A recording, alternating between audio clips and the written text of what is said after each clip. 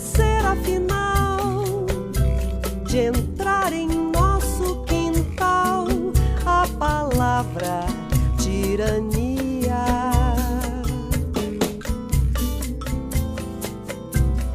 Pegue o tambor e o ganzá, vamos pra rua gritar a palavra utopia.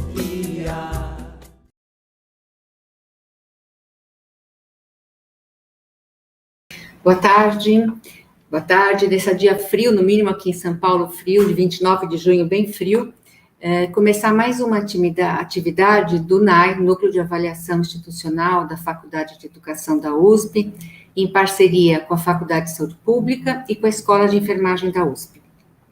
Esse webinar de hoje vai tratar do uso de testes para Covid-19. Isso a gente tentando ao máximo considerar o contexto escolar. O que a gente quer? Quer discutir que tipo de testes existe, quando é que eles são usados, como podem ser usados, para que ser usados, o uso individual, o uso coletivo desses testes.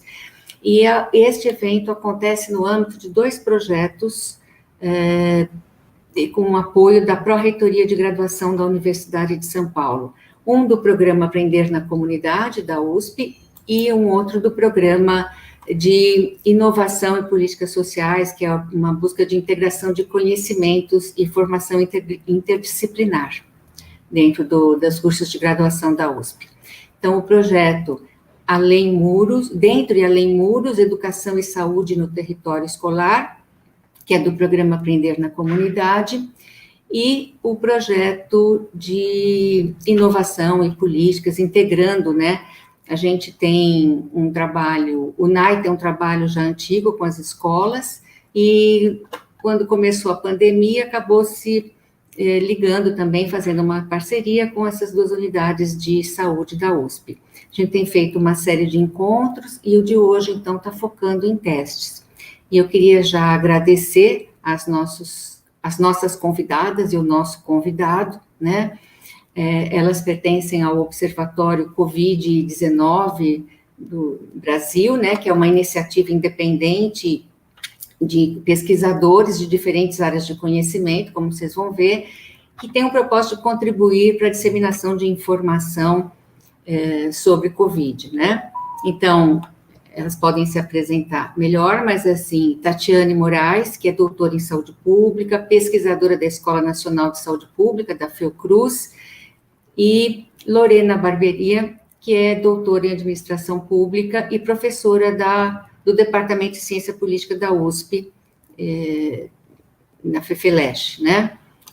A gente também vai contar com a professora Maria Amélia Veras, que é médica, doutora em epidemiologia, professora do Departamento de Saúde Coletiva da Faculdade de Ciências Médicas da Santa Casa, e o professor Eliseu Waldman, que também é médico, epidemiologista, professor da Faculdade de Saúde Pública da USP. Então, a gente vai iniciar com a Tatiane, discutindo mais quais são os tipos de testes, como é que se usa esses testes.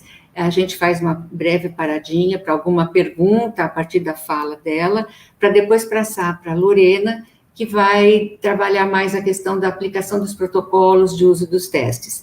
E abre de novo para perguntas, a gente quer favorecer que vocês façam perguntas, a gente vai agrupar essas perguntas para responder, e tanto Maria Amélia como Eliseu vão comentar também, vão fazer perguntas, a gente espera fazer um fechamento final, tá? Cada uma delas tem cerca de 20 minutos, né? Quando a Tatiana terminar, a gente faz perguntas e passa de novo para a Lorena, tá? Vocês vão fazer perguntas pelo chat e a gente vai agrupá-las, tá bom? Então, Tatiana, mais uma vez agradecendo, a palavra fica com você.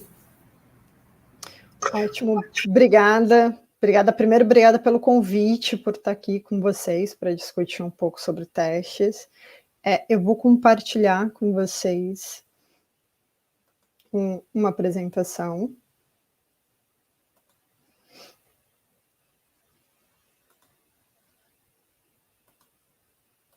Só um minuto.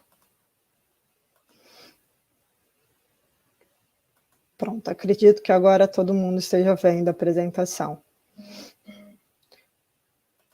A intenção hoje né? Meu nome é Tatiane, eu sou pesquisadora vinculada à Fiocruz e pós-doutoranda da USP também. E a gente tem trabalhado bastante sobre o uso de testes, avaliando o uso de testes nessa pandemia, né? Testes diagnósticos, e a gente vai falar um pouco sobre isso. A intenção hoje é falar um pouco por que testar é importante, né? Os tipos de teste.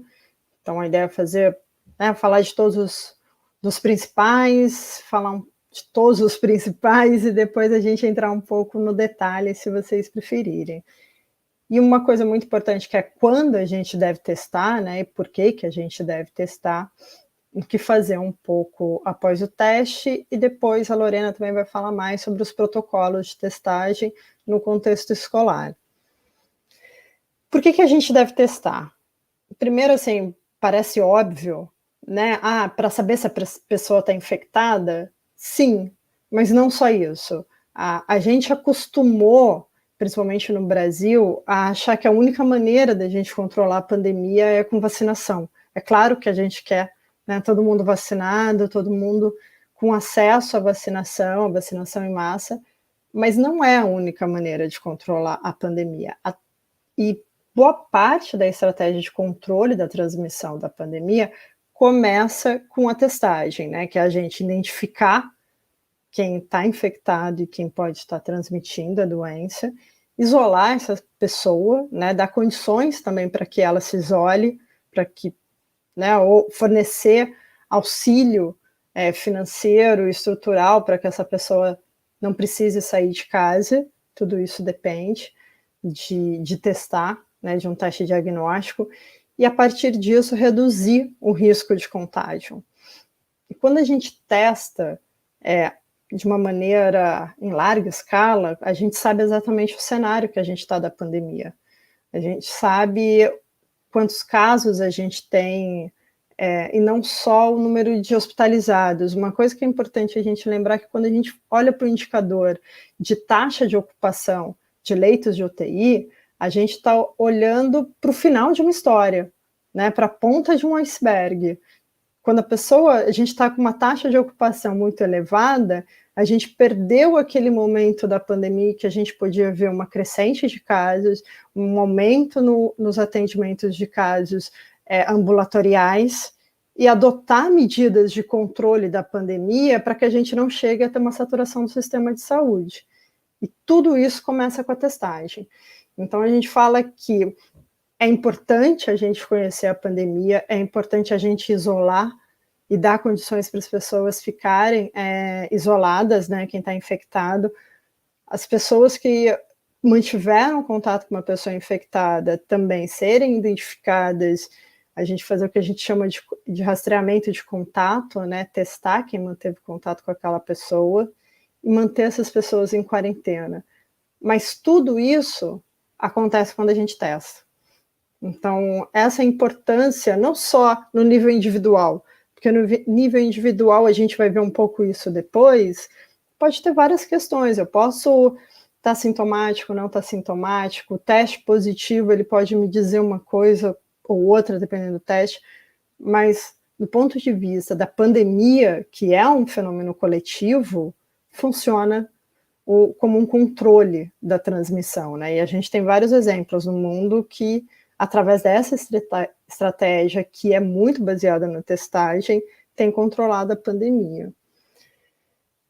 Aqui só para dizer que assim, é uma estratégia que tem sido usada pela OMS, aponta como um dos critérios para dizer que a pandemia está controlada ou não, ter baixo número de casos, mas desde que você teste muito, né, que o sistema de saúde, quando a gente deve flexibilizar o distanciamento social, quando o sistema de saúde é capaz de atender uma ressurgência de casos que só pode ser identificada quando a gente está testando, né, de uma maneira prévia, a gente só pode analisar esse risco e esse aumento quando a gente testa, e também a capacidade do sistema de vigilância de identificar novos casos e os contatos, né, que são as pessoas que foram expostas a partir de um caso original.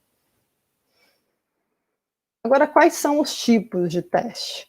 A gente fala principalmente de dois tipos, teste diagnóstico e o teste sorológico. tem muita informação a respeito dos tipos de teste. Oi? Deixa eu te pedir um favor. Oculta aquela barrinha que tem no final, senão a gente não pega. Obrigada. Obrigada. Ótimo, achei que vocês não estavam vendo a barrinha. Então, a gente tem vários, assim, tem uma literatura já muito grande sobre testagem e sobre testes COVID também. Mas uma coisa importante é, se vocês ficarem com essa diferença do que é o teste diagnóstico, qual a importância do teste diagnóstico, eu acho que já é muito bom.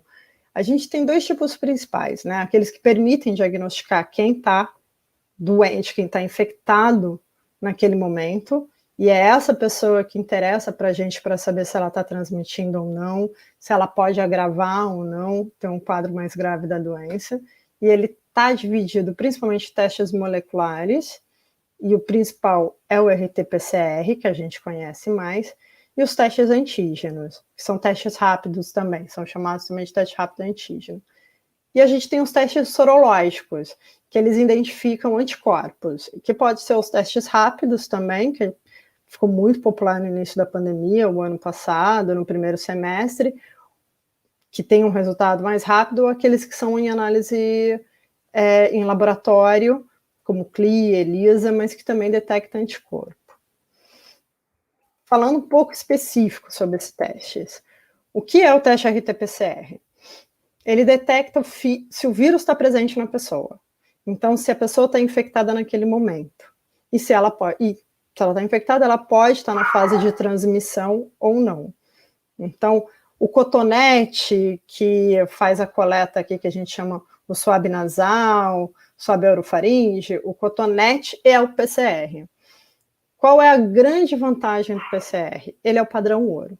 Ele é o melhor teste que a gente tem hoje para detectar se a pessoa está infectada ou não, se ela está transmitindo ou não.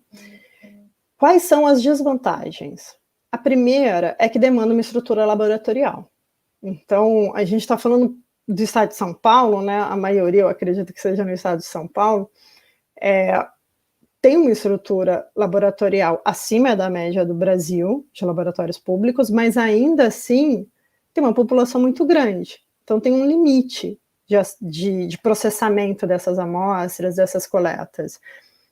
E por conta disso, ela já é um método, um teste que levaria mais tempo para processar.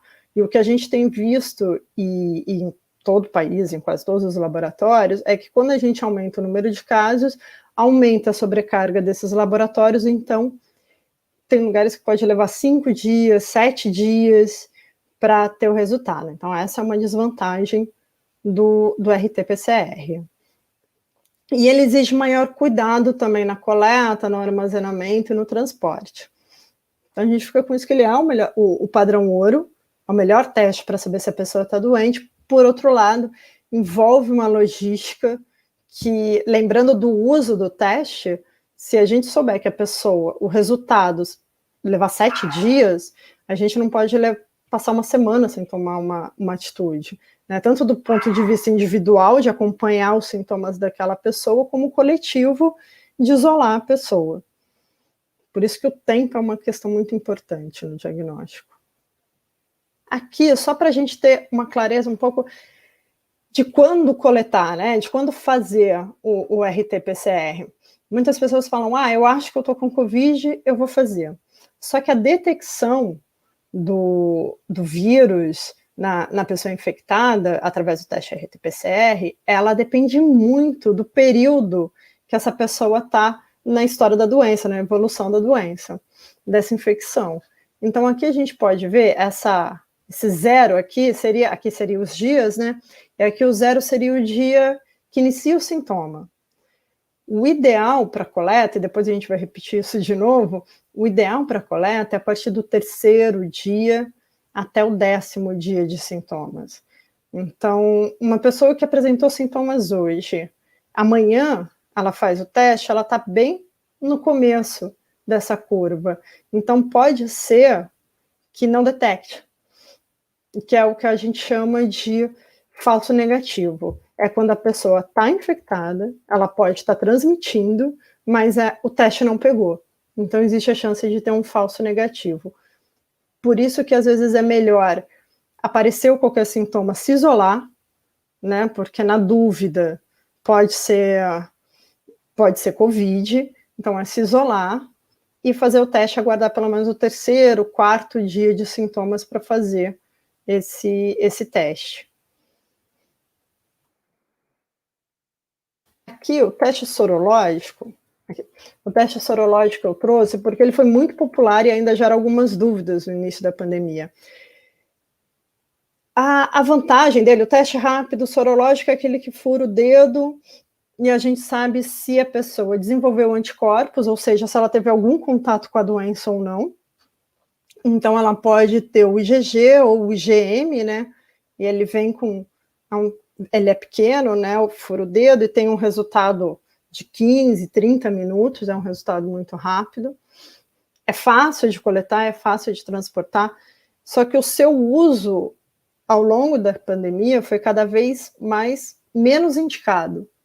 Por quê? Porque ele não permite identificar quem está infectado naquele momento e quem está transmitindo. Então, para a gente isolar a pessoa, para identificar os seus contatos, para tomar medidas de controle da pandemia e de assistência àquela pessoa, esse é um teste tarde, né? A gente está vendo uma fotografia antiga, de uma certa maneira. Então, não dá mais para controlar a pandemia através disso. Muitos testes de farmácia que são sorológicos têm qualidade duvidosa também. A gente foi verificando que depois de um certo tempo não detecta anticorpo mais. E um outro aspecto, né, aí está dizendo não permite ações de controle da pandemia, porque uma coisa importante da gente lembrar é que a gente já sabe que tem reinfecção, né, então já tem registro, não são poucos registros de reinfecção. Então, saber que foi exposto e que desenvolveu um anticorpo em algum momento teve um sorológico positivo, ele não é uma garantia de que a pessoa não vá se infectar, que a pessoa não vai desenvolver a doença. Então, a gente precisa ter muito cuidado no uso do teste sorológico. Inclusive, num cenário que a gente já tem uma parcela da população vacinada também. Né? Então, inclusive mudou a notificação, esse cuidado na notificação da doença através de dados só sorológicos, obtidos através de testes sorológicos. Por fim, eu queria falar um pouco do teste antígeno, que ele também é um teste rápido, né? A gente tem o tempo do resultado, é uma das grandes vantagens do teste antígeno, que é também de aproximadamente 15, pode ser 15, 30 minutos, no máximo 1 hora já tem um resultado, e ele detecta se a pessoa está infectada naquele momento. Então, aqui ele também vem com ele é muito parecido, né, como todos os testes rápidos que tem o resultado nesse formato.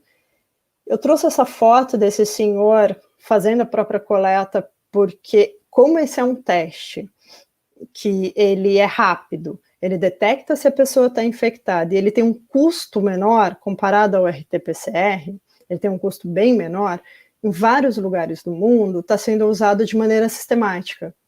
Ou seja, capacita as pessoas a coletar o próprio teste, então ela pode fazer mais vezes. Ou, em algumas, por exemplo, instituição, pessoas vivendo privadas de liberdade, né, penitenciária, sistema penitenciário, tem indicação em alguns lugares do mundo de fazer de forma sistemática. Profissionais de saúde que são expostos, profissionais de educação que são expostos, fazer de maneira sistemática, porque aumenta a chance de você detectar uma pessoa infectada e garantir que você pode isolar essa pessoa e diminuir a taxa de contágio, né? Diminuir a transmissão da doença a partir do momento que a gente isola. Então, o que a gente quer é ferramentas para identificar mais rápido, com maior segurança, quem está infectado e dar garantia para essa pessoa se manter isolada e proteger, né, as pessoas ao seu redor. Qual é a desvantagem? Ele pode ser menos sensível quando a gente compara ao RT-PCR. Por isso que ele tem sido identificado e tem sido sugerido como uso sistemático também, com uma maior frequência de realização, porque garante que vai detectar e essa sensibilidade dele aumenta. Né? Aumenta a chance dele realmente identificar uma pessoa que está infectada e pode estar transmitindo. Só para assim, é uma figura um pouco, não das melhores, mas pode parecer um pouco confuso, mas para a gente ficar um pouco mais claro essas curvas de quando coletar, né? Quando fazer cada teste. Em cinza, a gente tem aqui o RT-PCR, em vermelho o teste antígeno, em azul o teste sorológico, que pode ser tanto para o IgG como para o IgM, que a gente vê que decai depois de um certo tempo. Aqui embaixo a gente está em semanas, e o 0 continua sendo o primeiro dia de sintomas.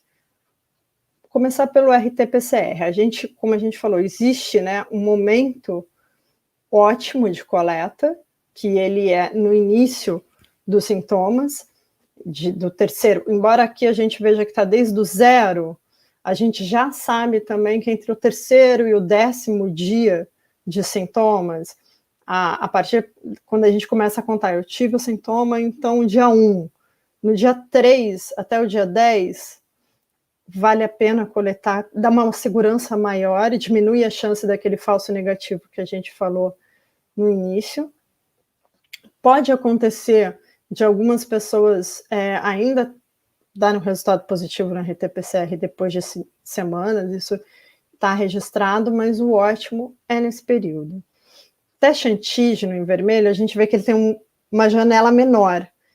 E a vantagem, comparando, é que ele também pode dar um positivo antes, né, na semana antes do início dos sintomas.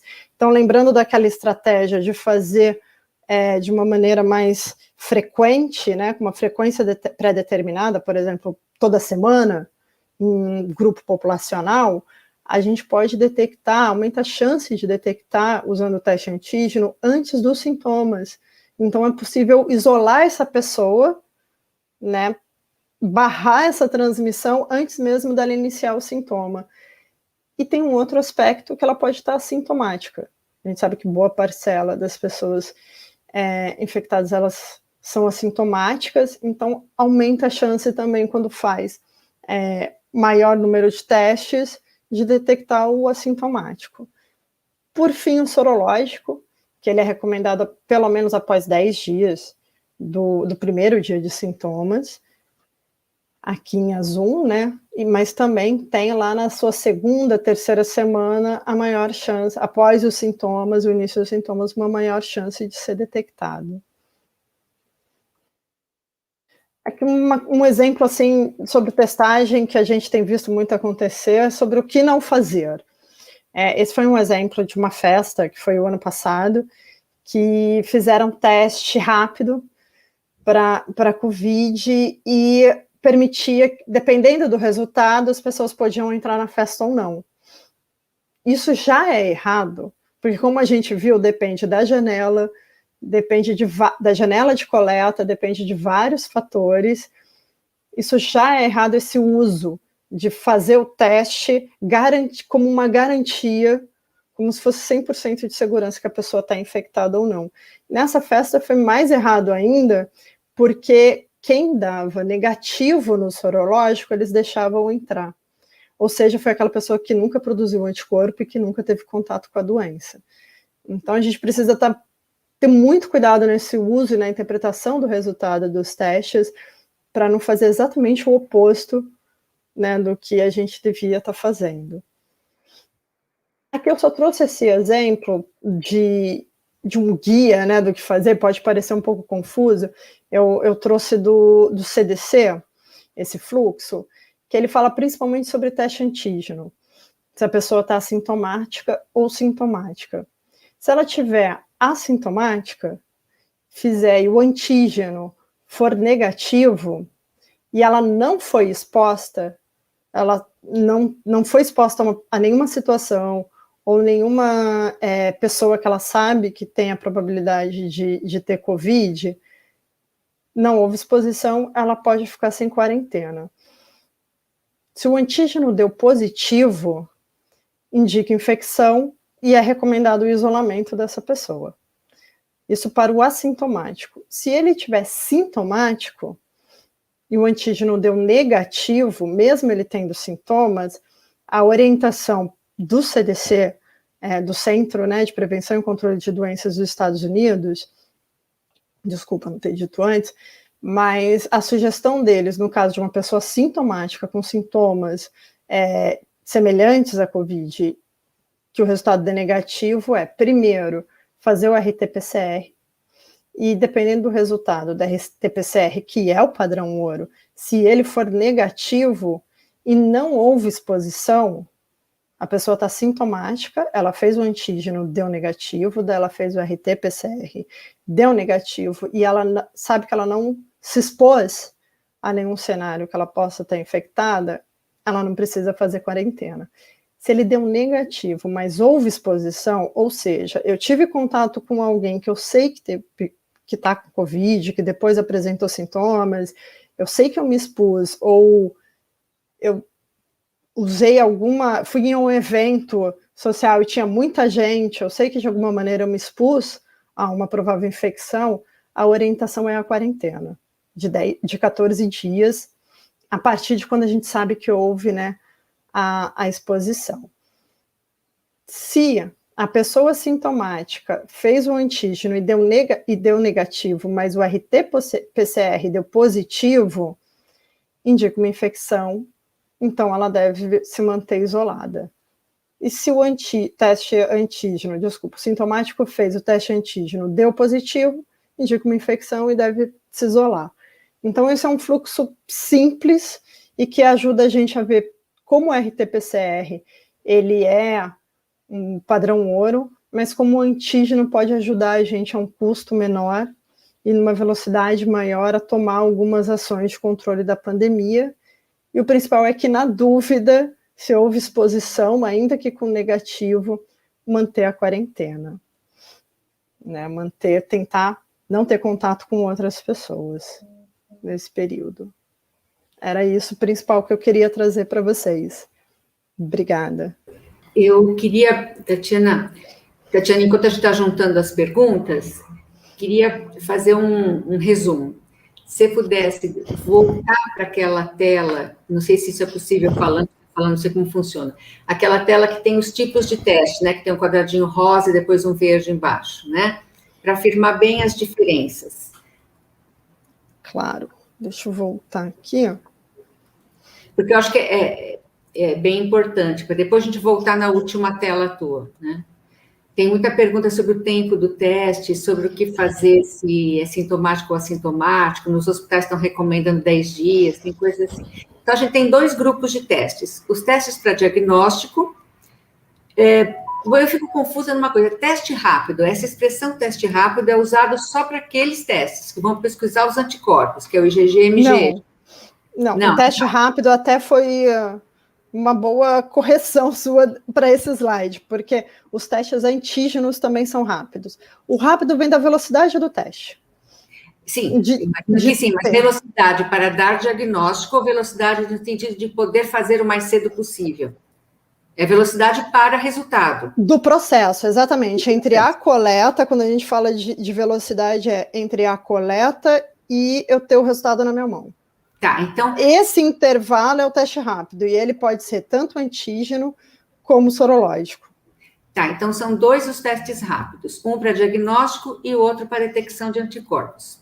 Os testes para detecção de diagnóstico eles vão encontrar o vírus, a presença do vírus. Isso, vão saber que aquela pessoa está infectada naquele momento e pode estar transmitindo. Né? Então, o teste molecular, que é o RT-PCR, é uma determinada técnica que descobre se tem antígeno com cotonete. Né? E descobre se a pessoa está com o vírus ou não. Porque o molecular, na verdade, ele detecta o RNA do vírus. Então, por isso que ele é um processo maior, o RT-PCR.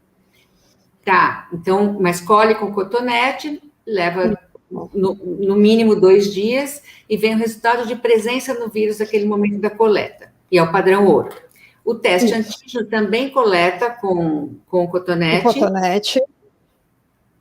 Só que ele é rápido, ele pode demorar 30 minutos, 15 a 30 minutos, e ele diz também se a pessoa está, só que através da detecção de antígeno, se a pessoa está infectada ou não. Detecção de antígeno é o que exatamente? É detectar o vírus. É detectar se o vírus está presente, se houve uma resposta curta àquele vírus. Não é o mesmo material que os 2 testes coletam. Eles não fazem a mesma análise, mas eles dão a mesma resposta, se a pessoa está infectada naquele momento ou não. Eu acho que esse é o principal. E esse teste não faz em farmácia? Em alguns lugares fazem. Eu acho que depende muito da cidade. Por isso que é muito importante, quando for procurar um teste na farmácia, saber se está fazendo um teste de antígeno, diagnóstico, ou um teste sorológico. Em alguns lugares tem em farmácia. Então, por isso que eu acho que vale a pena ficar muito atento ao teste rápido, quando na farmácia a pessoa te oferece. Se for o sorológico, ele não vai ter muita utilidade. Né? Porque aí a gente já está baixando para de baixo. Os testes sorológicos, que é rápido, é aquele de picar o dedo. Isso. E o outro é colher sangue na veia e mandar para o laboratório analisar. E vai discutir de corpo. Também vai discutir IgG e IgM? Depende. Tem algumas técnicas que vão descobrir IgG, que vão detectar IgG, outras IgM e IgG, mas essa é feita em laboratório, e a gente viu muito o ano passado, uma indicação também para saber se a pessoa teve ou não. Uma coisa importante é que a qualidade dos testes sorológicos que a gente faz no laboratório, quando coleta o sangue, não é o sangue capilar, não é só furar o dedo. Então, essas outras técnicas, elas tendem a ter uma qualidade maior, né, uma segurança maior no resultado do que os capilares, os testes rápidos. A gente viu que muitos testes rápidos, que ainda, pelo menos no ano passado, era muito vendido em farmácia, a qualidade deles não era tão boa. Então, a chance da gente ter um falso negativo, de a pessoa ter anticorpo e não detectar, era grande. Então, de uma maneira geral, os feitos em laboratório têm uma chance maior de detectar anticorpos. Tá. Então, vamos pular para o último slide teu, porque aí a Meire já vai colocar as perguntas para a gente. Tá. Eu estou fazendo voltar, porque eu não acho tão fácil de guardar todas essas informações, né? Eu também não acho. Pode ficar tranquilo aqui. E também, assim, se a Lorena, a Maria Amélia, o Eliseu, fiquem à vontade para interromper, para acrescentar. Pede a palavra para a Meire. Se a gente quiser entrar, tem que pedir para a Meire, que está controlando as coisas, não sei. Mas aí só para a gente olhar, não precisa nem explicar de novo. Acho que agora a questão é todo mundo ter a oportunidade de olhar de novo para esse slide e se situar novamente. Acho que é um minutinho assim do silêncio de todo mundo olhar de novo, né? Acho que era mais isso. Eu vou, assim, só dar um exemplo simples. Eu comecei a apresentar sintomas gripais. Eu tô com coriza, eu tô com dor de garganta, um pouco de febre. Então, eu tô sintomático, eu tô nessa categoria aqui, ó. Eu faço um teste antígeno, porque ele é mais barato. Ou foi recomendado por um médico, o plano de saúde pagou, eu tive que pagar, mas ele é mais barato que o RT-PCR. Ele deu negativo. Só que eu tô com sintomas, por exemplo, perder o olfato, que é muito característico de Covid. A sugestão do CDC, do Centro de Prevenção e Controle de Doenças, é fazer o RT-PCR. Se ele for negativo, e eu estou em casa, eu não estou fazendo nenhuma atividade, eu não saí, eu não encontrei ninguém na última semana, não preciso fazer quarentena. Agora, se ele deu negativo e eu encontrei com uma pessoa que também está sintomático, ainda que eu não tenha confirmação da doença da parte dela, mas ela também está sintomática, eu sei que ela teve Covid, eu vou ficar em quarentena, desde o meu primeiro dia de contato com essa pessoa. Agora, se ele deu positivo RT-PCR, eu me isolo.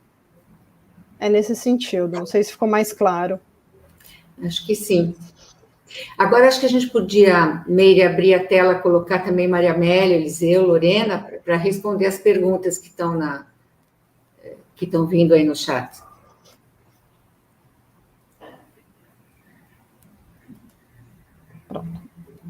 Pronto? Então tá, eu vou ler aqui alguma pergunta, tá? Se essa lógica de explicação que você deu de testes vale também para quem já teve Covid e está com suspeita de uma nova infecção. Os prazos são os mesmos de resposta? Funciona do mesmo jeito? Deixa eu ver outra pergunta. Tendo uma pergunta assim, da Sônia, que é a professora que coordena aqui todo o NAI, né? Numa escola, sabendo-se que uma pessoa, mãe de um estudante, infectada e com circulação média de 100 pessoas na escola, quando é que se deve fazer o teste? Qual teste para quem?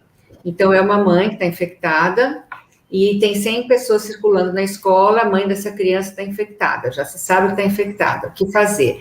Talvez seja, não sei se é agora que responde, se Lorena vai falar, mas é uma pergunta. A outra, você considera que depois de manifestações de rua como essa que a gente teve, deveria se fazer quarentena? As pessoas que tiveram Covid-19 antes de retornarem ao trabalho não deveriam ser testadas para saber se continuam transmitindo a doença ou não? Uma última desse bloco. Fiz teste de antígeno hoje de manhã, pois uma das professoras com quem eu trabalho estava afastada para Covid. Então, aí a pessoa fez teste de antígeno, se é isso mesmo ou não.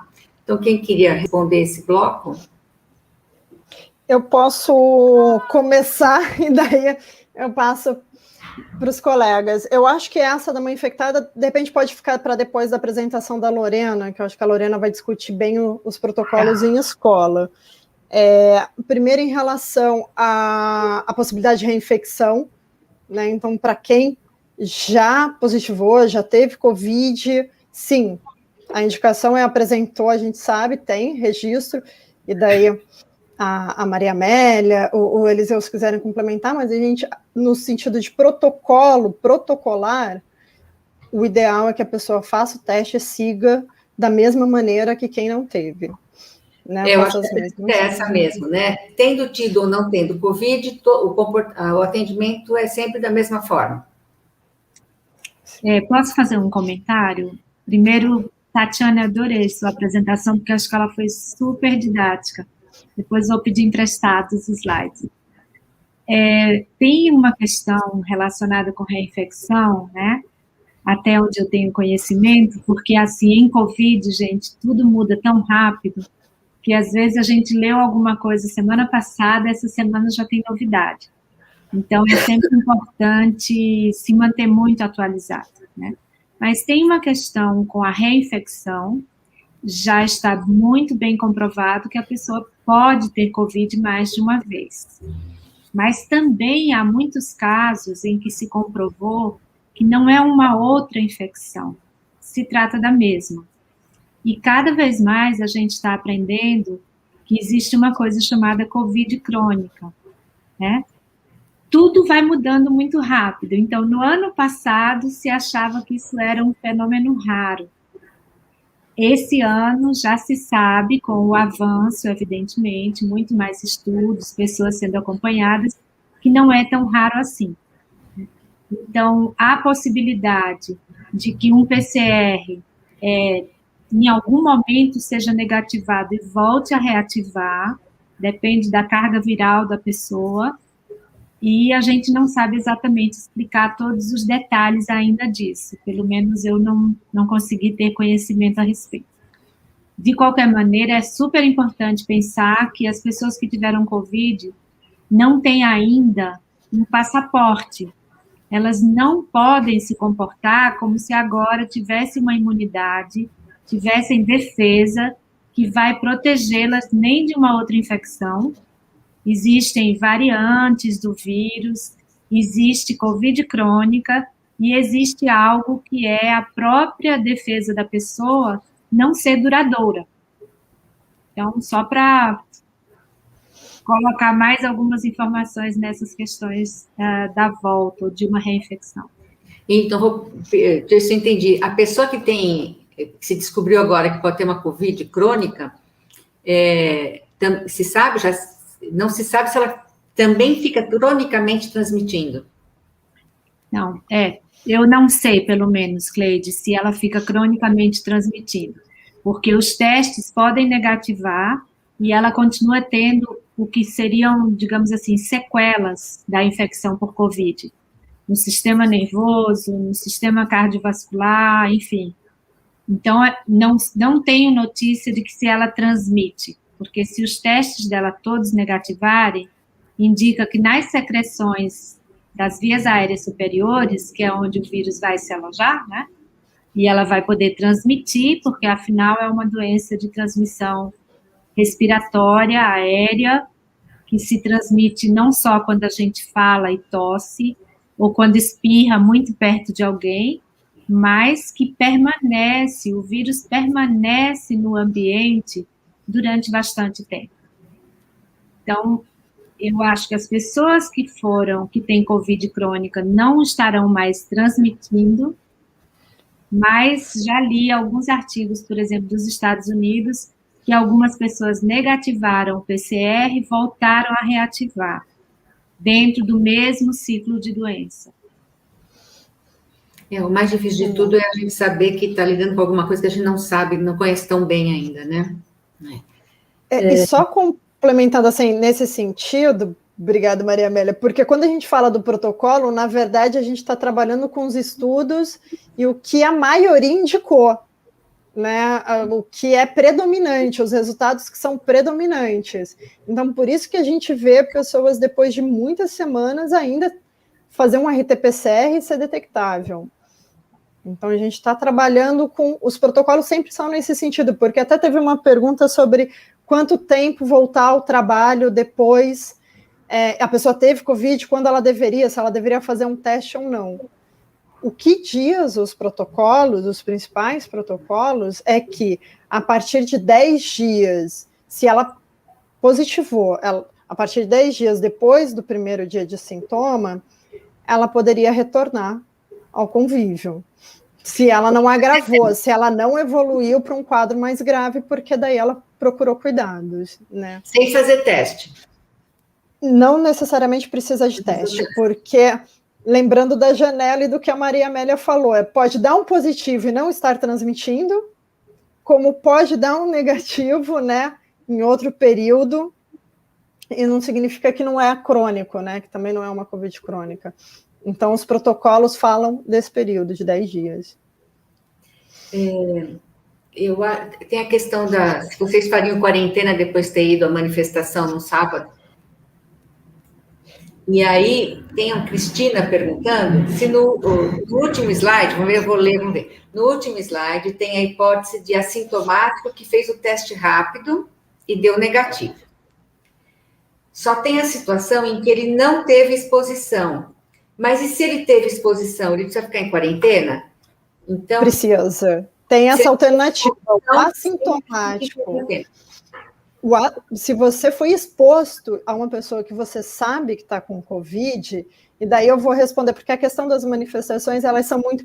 A gente, mesmo na literatura, tem respostas diferentes, né? Porque é um ambiente aberto, e daí eu vou deixar para o Eliseu, para a Maria Amélia também complementar, mas eu ficaria atenta ao meu corpo, porque é uma exposição. Se você não conseguiu manter os 2 metros de distância, você ficou no meio de um grupo, aglomerou com pessoas que poderiam estar sem máscaras, então houve uma exposição.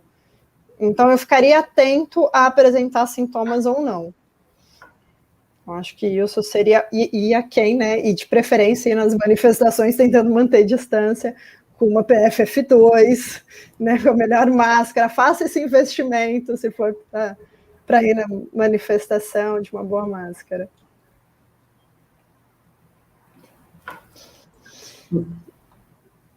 Maria Amélia, você ia falar?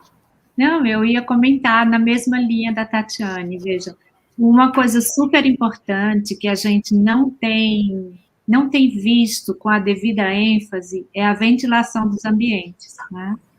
Então, em todas as conversas, a gente está falando muito, acho que Lorena vai falar sobre isso, nos protocolos escolares, mas eu queria pegar esse gancho da manifestação e pensar que se você está com uma boa máscara, em um ambiente bastante ventilado, e você não fica aglomerada, né, como está ali, você está mais ou menos distante das pessoas, se sente que tem ventilação, eu me sentiria mais tranquila, mas eu acho que, como a Tatiane, presta atenção aos sinais, né?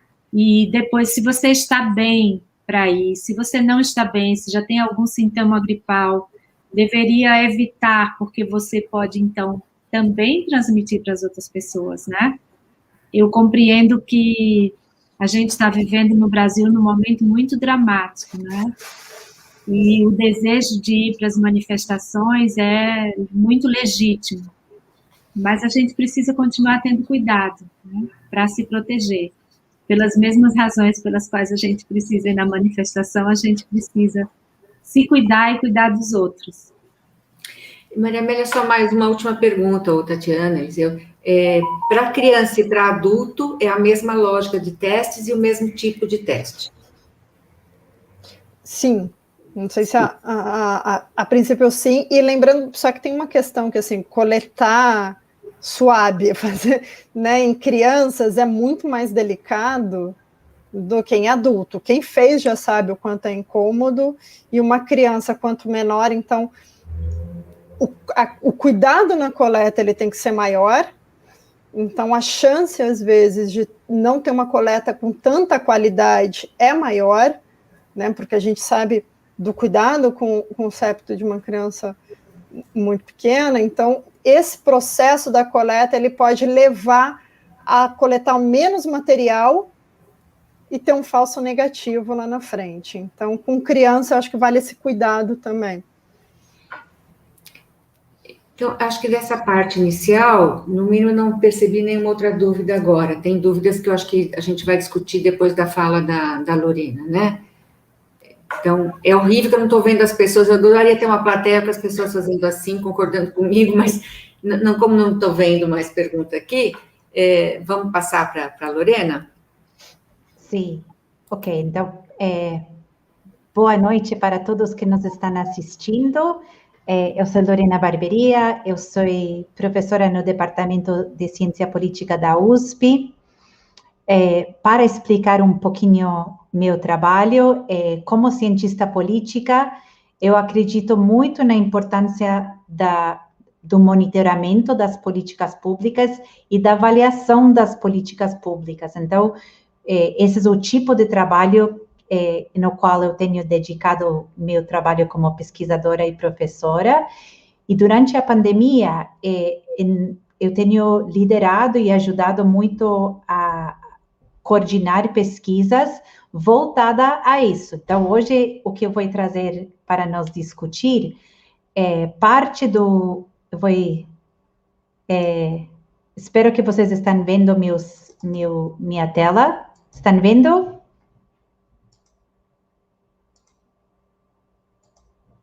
Sim, estão vendo a minha tela? Sim, Lorena. Sim? Você só oculta aquela barrinha, por gentileza? Como? Oculta essa barra azulzinha e explica. Ok, perfeito. Então, só para explicar que parte do nosso trabalho, durante a pandemia, desde março de 2020, nós temos desenvolvido vários estudos e vários indicadores para monitorar as políticas públicas que foram adotadas pelos governos, tanto federal, estados e municípios, para monitoramento e para controle e para evitar a pandemia piorar nesses locais. Então, na área da educação, eu vou só rapidamente explicar que começamos monitoramento, fechamento de ensino presencial e desenvolvimos um índice que se chama o índice EAD, que é um índice que foi voltado e continuamos monitorando o ensino remoto, ou seja, o ensino não presencial, mas o ensino que está sendo oferecido por meios de transmissão, para manter o ensino nas redes públicas, tanto ao nível dos estados, como as redes municipais.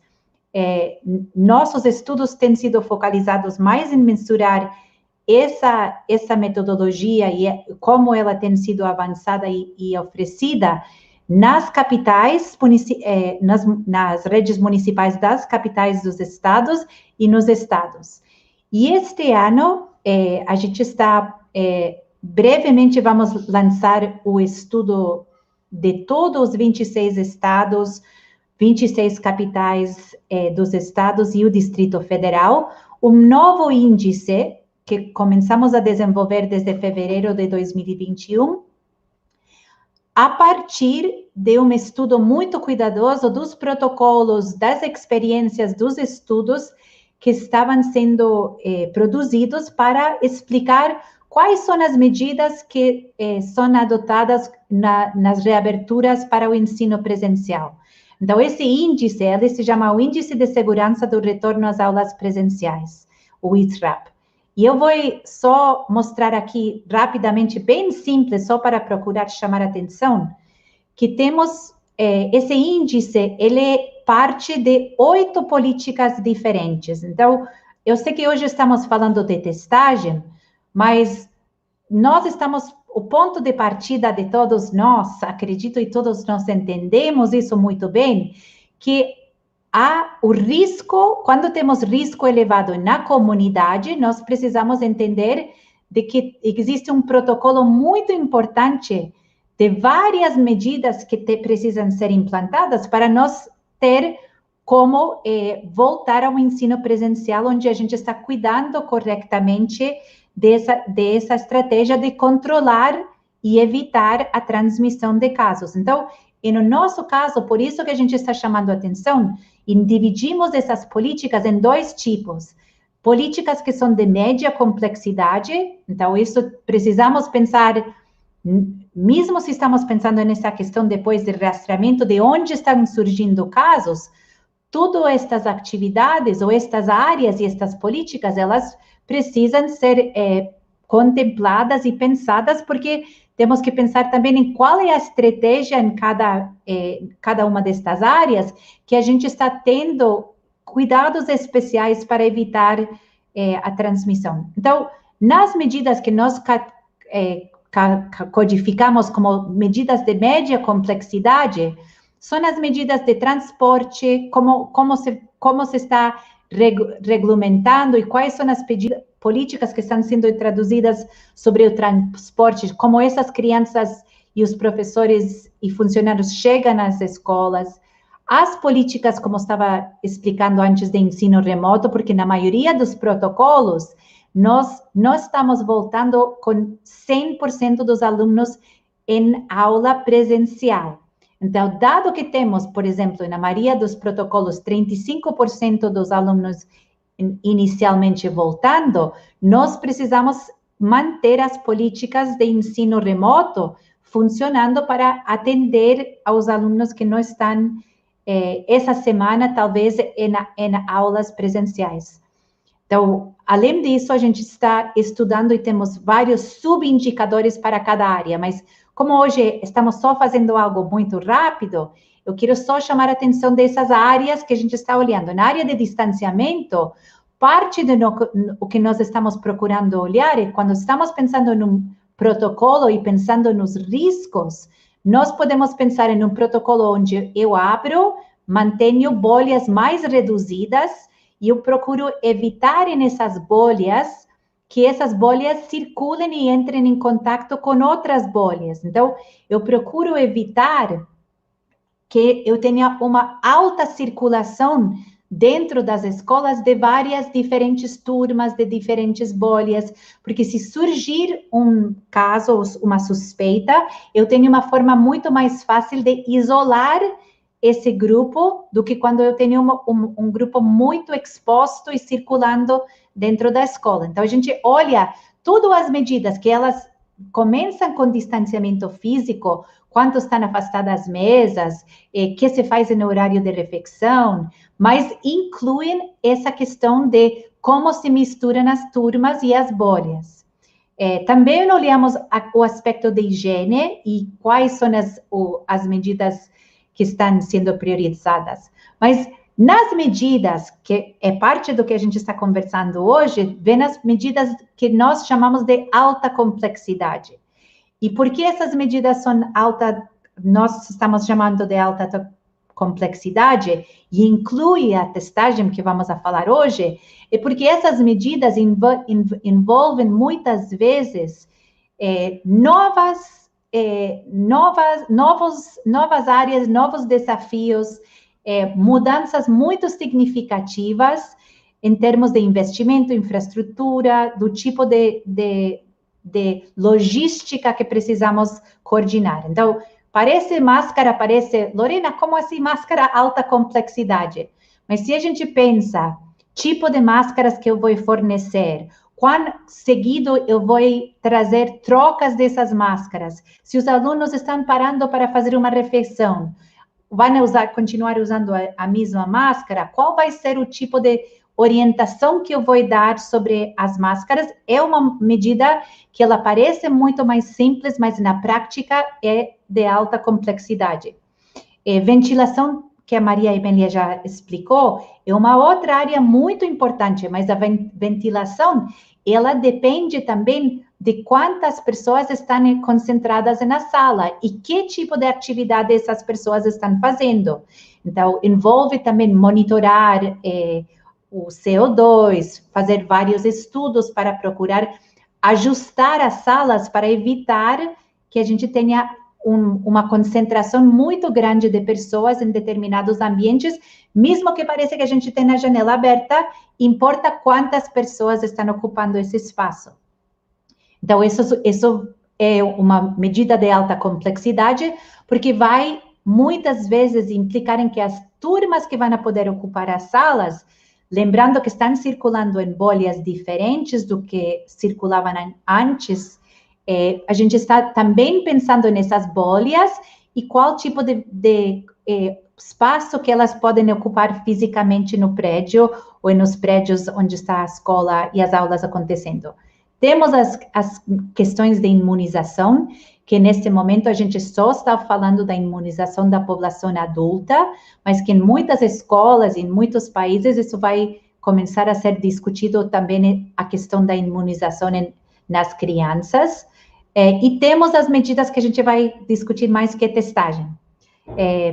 Então, só um pouco voltando ao que o Tatiane estava explicando, e eu vou só procurar reforçar com este slide, nós procuramos sempre insistir em entender que todos os casos começam, o que a gente pode dizer, pré-assintomáticos, sim? Então, eu tenho uma exposição e até eu começar a ter sintomas, eu tenho um período, e esse período é muito difícil, porque nesse período eu posso estar transmitindo para outras pessoas sem perceber ou sem ter sintomas.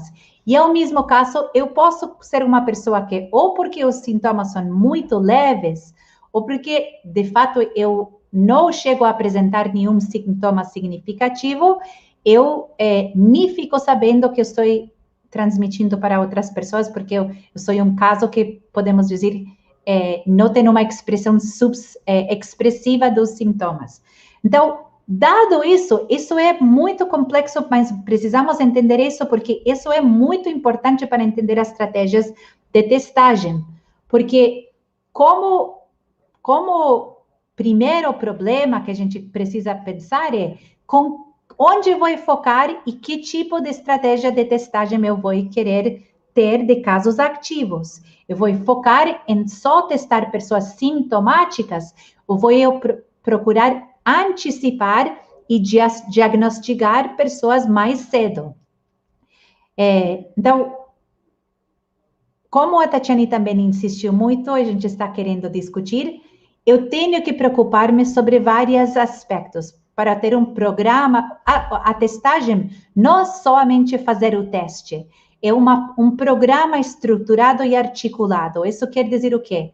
Precisamos pensar em garantir acesso ao teste, que se eu preciso de ser testada, eu tenho capacidade, esse teste existe, eu posso fazer ele, que eu receba o diagnóstico, então, eu tenha um resultado, que esse resultado chegue para mim, e eu preciso também que a conduta de isolamento e quarentena corresponda com o fato de que eu procurei esse teste porque eu estou com suspeita. Então, uma estratégia de testagem não é somente fazer ou não fazer o teste, senão nós precisamos avaliar se a testagem está funcionando, se ela garante todo esse ciclo na execução do teste, se está funcionando para as pessoas isolar e aderir à quarentena. Senão, a gente está fazendo testes de uma forma que não vai ajudar a reduzir o problema que é a transmissão para outras pessoas. Então, por isso, esse quadro está procurando chamar atenção a isso. Isso é o que estamos procurando fazer. Agora, no indicador que a gente desenvolveu de testagem nas escolas, que estamos olhando os protocolos publicados nos sites das escolas, nos sites das secretarias de educação dos estados e das secretarias de educação das capitais, nós desenvolvemos uma nota, e eu vou só explicar, e procurei fazer de uma forma muito simples, só para explicar o que nós estamos procurando sempre chamar atenção uma nota mais alta é uma política que ela está melhor focalizada e ela está em um nível mais avançado em termos de essa estratégia de pensar em um programa de testagem. Então, nós começamos com uma nota 1, porque estamos avaliando cada protocolo, e olhamos, e quando um protocolo está somente indicando que se temos um caso sintomático, ele é encaminhado para testagem em um posto de saúde, nós damos uma nota 1. Por quê? Porque, primeiro, é importante reconhecer que se está reconhecendo e se está fazendo encaminhamento, isso já vale e é importante, mas muitas vezes, quando a gente olhou protocolos internacionais, recomendações de organizações e instâncias sanitárias, a gente tem uma perda de não necessariamente todo mundo que é encaminhado faz o teste e retorna esse resultado para a escola em um tempo que a gente consegue fechar o ciclo de transmissão desse caso. Então, a gente tem que pensar um pouco nesse aspecto negativo de que se essa pessoa vai fazer uma RT-PCR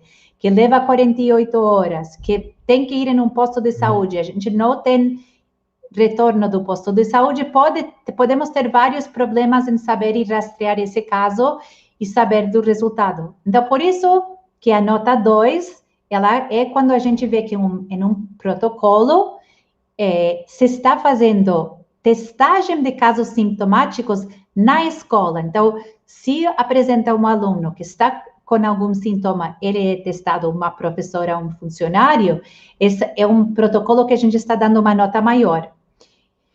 E quando a gente vê que no protocolo, além de que se está testando quem está sintomático, se está procurando testar todos os contatos e se está fazendo uma busca ativa de casos assintomáticos, então a gente está dando uma nota 3 para procurar sinalizar que esse é um protocolo que está sendo mais abrangente em sua programa de testagem, de ir atrás de qual é a magnitude potencial do surto que pode estar acontecendo dentro do ambiente escolar. Um outro aspecto que a gente olha e que ajuda a construir a nota é se o protocolo está se aplicando só a profissionais ou apenas a alunos. Existem protocolos, e a gente tem notado isso, que só focam em um determinado público. E quando o protocolo se aplica a todos, a gente dá uma nota, um multiplicador maior, porque se está incorporando que tem vários grupos circulando nas escolas, e a política e o programa de testagem precisa pensar em esses diferentes grupos. E aí, falando um pouco e voltando a essa questão do que estamos falando das bolhas, é que precisamos pensar depois na implicação para isolamento. Então, só fica isolado essa pessoa que testou, ou a gente pensa na classe inteira ou na bolha inteira? Então, quando um protocolo inclui medidas que contempla isolamento da classe inteira ou da bolha inteira, a gente está premiando isso com uma pontuação maior, porque o rigor de evitar a transmissão por fazer esse isolamento e a quarentena, porque houve uma exposição, isso precisa ser reconhecido como um protocolo que ele está procurando previr uma transmissão de outros casos dentro desse contexto. Então, eu não queria ir muito além ou discutir muito, mas só para explicar que quando a gente está pensando na intensidade de um programa de testagem, até agora, eu só estou falando de testar casos sintomáticos. E esses, a maioria dos países, o que fazem, quando estamos pensando em testagem, o tipo de programas estão voltados a testar casos sintomáticos. Porém, existem iniciativas onde os programas têm expandido, têm aumentado para procurar focalizar em casos assintomáticos, incluindo nas escolas. Então, muito frequentemente neste momento a gente está vendo protocolos onde temos a testagem repetida, por exemplo, 2 vezes por semana, para permitir o aluno ingressar na escola presencialmente essa semana nesse determinado município no exterior, não no Brasil. Mas quando estamos monitorando os protocolos em Estados Unidos, em Inglaterra, isso tem sido frequente, uma estratégia que se está adotando. Então, eu não só estou esperando que chegue um aluno sintomático, ou um professor sintomático para testar, eu testo todos os alunos, ou todos os professores, todos os funcionários, 2 vezes por semana para procurar captar um caso mais cedo, que seja um caso que possa ser definido como assintomático ou pré-sintomático. E também temos os programas muito mais abrangentes, que a gente pode falar que são testagem repetida em massa, que eu vou, além de testar, se estamos pensando em um determinado centro de trabalho, uma escola, eu testo o bairro inteiro, a comunidade inteira, repetidamente e intensamente. Então, isso era o que eu queria mostrar, só para procurar ajudar a conversarmos, mas eu queria só enfatizar isso, que a gente precisa pensar testagem dentro desse pacote de medidas que inclui pensar na reabertura das escolas e como essa testagem está articulada com as bolhas, com a circulação de turmas, com o protocolo de fechamento quando surge um caso positivo. Então, tudo isso precisamos estar rigorosamente avaliando e pensando. Mas eu queria só trazer isso para ajudar a conversa. Muito bom, obrigada, Lorena. Ajudar a conversa ou engrossar a conversa, né? Porque a gente sai um pouco daquela ideia assim, eu quero saber se eu estou doente ou não, né? É uma coisa. Agora, outra é pensar a escola. E essa tarefa que, principalmente quem está nas equipes gestoras das escolas, tem uma responsabilidade grande, né? Então, eu acho que tem várias perguntas aqui, mas talvez um bloco que a professora Sônia que está trazendo, né? Eu vou ler, pode ser? Eu acho que podia também, Meire, passar todo mundo já aqui, trazer também Tatiane, retornar Tatiane, Maria Amélia, Eliseu, e a gente vai se revezando nas respostas, porque, como eu falei, vai engrossando, né? Então, vamos ver. A Sônia está reconhecendo que não há nenhuma única saída, né? Então, a gente já parte desta questão. Então, quem é que vai caber a decisão de qual é a saída? Aí ela pergunta, a UBS tem a ver com... tem na área de abrangência de qualquer UBS, deve ter, de muitas UBSs tem escola. Qual é a relação da UBS com a escola? É a diretora da escola que decide as coisas, a UBS... De onde que vem o suporte para a decisão? Como é que vocês veem isso, né? E aí a Ábia, falando que realmente a questão de testar assintomáticos, né, esse programa de testagem de assintomáticos, ela está considerando o ideal para a escola, né? E a Sônia ainda pergunta qual o país pode ser considerado referência pela forma que eles usaram testes. Lá. A Maria Amélia já fez assim, fiquei achando que era ela, mas quem que está indo? Não, posso comentar uma coisa, né? Não sei se Lorena quer começar, mas eu acho que primeira questão, né, depois da apresentação de Tatiana e de Lorena, a gente sabe que não tem uma única solução, uma resposta simples para o conjunto de questões que estão aparecendo relacionadas, seja a testagem, seja às escolas, ao ensino presencial ou remoto. E eu diria o seguinte, a gente tem 2 grandes usos dos testes, né? Um uso para diagnosticar pessoas doentes e tratar. O uso, esse está claro, eu acho que os médicos, os profissionais de saúde sabem. Então, se alguém está doente ou tem sintoma de doença, vai ser testado de acordo com um teste adequado e há várias possibilidades. O mais complicado, especialmente no caso do Brasil, é quando esse teste vem para um fim de vigilância, de controlar a doença na comunidade.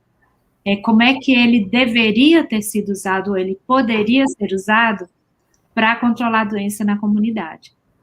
Então, não quero me demorar, mas não tem estratégias, tem exemplos, tem tentativas de coisas que funcionam, que não funcionam, e a gente deveria buscar, né, essas alternativas. De um modo geral, o Brasil está cheio de coisas que a gente poderia ter feito e não fez. E a escola permanece sendo uma dessas questões, né? Como aqui o nosso tópico é a testagem, olhando para o foco da escola, permanece como isso. Acho que qualquer coisa que vai ser feita na escola deveria ser construída num pacto com a comunidade, com pais, com educadores, com trabalhadores, com agentes públicos, né? Quem são os formuladores de políticas na educação. Tem uma experiência que a gente andou vendo que foi construída na Catalunha. Eles fizeram um projeto de escola sentinela. E como fizeram isso? Fizeram um pacto entre a comunidade, os estudantes, os pais de alunos e o equivalente ao Departamento de Educação e Saúde, em que, então, as pessoas topam, vira uma espécie de laboratório. Eles trabalharam o prédio, olharam a ventilação do ambiente como um todo, instalaram medidas para saber se o ar, né, a medida de CO2 dentro da sala de aula, por exemplo, para saber se a qualidade do ar que está sendo respirado é boa, um programa de testagem, organizam os estudantes que têm contatos com o que é chamado de bolhas, né, tem várias experiências nisso, e diante de um caso suspeito de Covid, seja nas crianças e adolescentes, seja nos familiares, tem um protocolo de como agir. E isso todo mundo está monitorando com informações transparentes, com testes adequados disponíveis. Então, eu diria, no mundo ideal, seria assim, né? A gente constrói. Não quero monopolizar aqui a conversa, mas só para dizer um pouco disso. Precisamos separar esses usos, né? Para que a gente está falando dos testes e onde é que eles se aplicam para controlar a doença na comunidade, que seria aí a vigilância epidemiológica e o controle comunitário. Eliseu? Eu queria falar um pouquinho só. Primeiro, cumprimentar a Tatiana e a Lorena pelas excelentes apresentações, acho que foram bem objetivas, e pelos comentários aí da Maria Amélia, sempre muito interessantes e oportunos. Acho que em relação se eu entendi bem uma das perguntas da Sônia, o papel da escola e da unidade básica, eu acho que todo esse processo de retorno às escolas, e essa questão da testagem tem que se fazer com base numa forte articulação nos níveis locais, ou seja, da unidade escolar e da unidade sanitária do local. Não sei bem como estão estabelecidos os protocolos, mas, na minha opinião, quem deveria fazer os testes seria alguém da unidade sanitária, até porque a coleta do material, para PCR principalmente, ela implica em cuidados que, pelo menos teoricamente, os profissionais de saúde estão melhor habilitados. A outra coisa é que a testagem, por exemplo, para identificação de indivíduos positivos, sejam sintomáticos ou não, implica no rastreamento de contatos e novos casos, talvez o caso índice, no domicílio, pelo menos. E isso, quem tem condições de fazer, ou deveria ter, são as unidades sanitárias e não as escolas. Então, nós só vamos ter sucesso nesse processo se houver essa articulação e essa integração das unidades sanitárias no rastreamento de contatos, que eu acho que, como a Maria Amélia enfatizou, e acho que as colegas, de certa maneira, também, é uma das grandes, né, não é a única, uma das grandes falhas de todo o processo nosso de enfrentamento, porque não se faz o enfrentamento de da atual pandemia, pelo menos, com base só no monitoramento de leitos hospitalares ou de UTI disponíveis, e sim através do monitoramento da transmissão na comunidade. E é por isso que, desde o início, os técnicos no assunto têm que falar que, vamos dizer, combater ou enfrentar, não seria nem combater, a pandemia é testar. E quando se fala em testar, é identificar casos sintomáticos e assintomáticos e rastrear os contatos positivos, estabelecer isolamento e quarentena. Talvez valha a pena, só para terminar, deixar claro, né, que boa parte da plateia é da área da educação, o conceito sintético, vamos dizer, de isolamento e quarentena. O isolamento são dos casos clínicos ou com poucos sintomas, mas que sejam positivos, pelo período de transmissão do agente, que, como a Tatiana salientou, que é em torno de 2 semanas. E a quarentena são os indivíduos assintomáticos que não apresentam o exame positivo, mas que têm contato com casos confirmados. Então, e também pelo período de 2 semanas a partir do último contato de um caso suspeito. Bem, por enquanto, acho que esses os comentários. Queria retomar a pergunta que a Sônia fez também no primeiro bloco, que é um caso, né? Como é que a gente lida com esse caso? Sabe-se que a mãe de uma das crianças que frequenta a escola está com Covid. E aí? Só para a gente repassar, porque um pouquinho já se falou, mas para organizar essa resposta. Eu acho que uma primeira questão que eu acho que é importante a gente, já para abrir um pouco a discussão, é que é importante que a gente precisa, como a gente sabe que essa mãe está com Covid, a capacidade de quanta confiança e comunicação a gente tem nesse ambiente de escolas, para que as pessoas se sintam, é importante avisar a escola se tem uma suspeita, é importante essa comunicação, não porque tem algo errado que você fez. Nesse momento, com a gravidade que a gente tem da pandemia, é muito importante que a gente seja muito acolhedor de quem é diagnosticado e que está com suspeita e de apoio. Então, primeiro, essa questão, essa mãe, ela se sentir acolhida, essa criança, essa família, se sentir que é parte da escola e que a gente está preocupada com essa mãe, essa criança. Agora, o que eu estava procurando chamar a atenção depende muito, como você falou, 100 pessoas circulando na escola, mas se a gente tem 100 pessoas circulando na escola que circulam em horários diferentes, em bolhas, que não, essas bolhas não têm contato. Então, quando estamos falando bolhas, estamos falando grupos pequenos que eu estou seguindo e que não se misturam com outros grupos.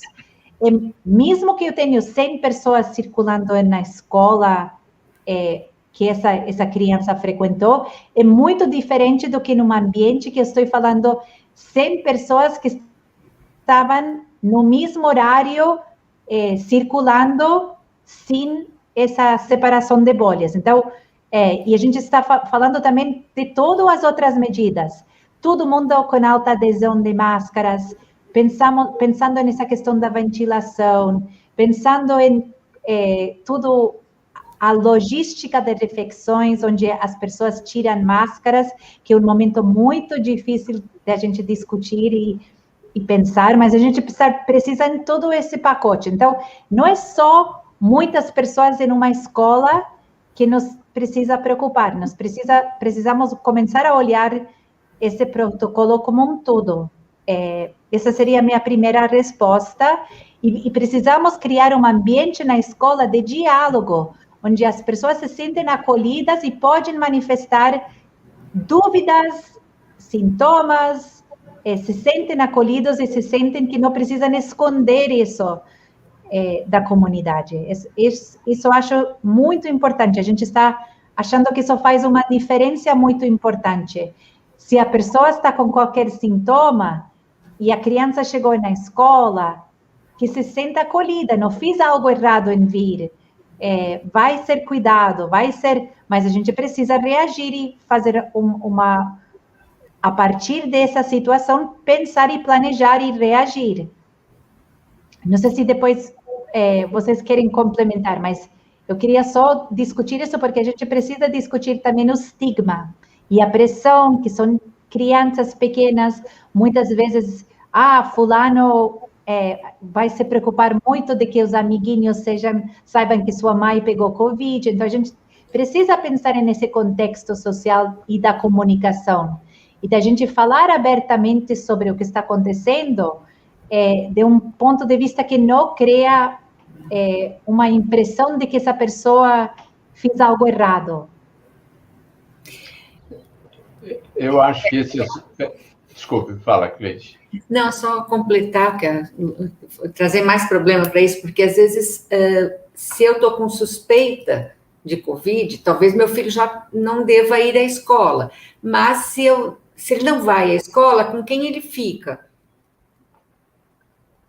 Outra coisa que é um relato assim, constante que eu escuto dos professores, aí você tem uma criança que está com coriza, todo mundo já fica com medo.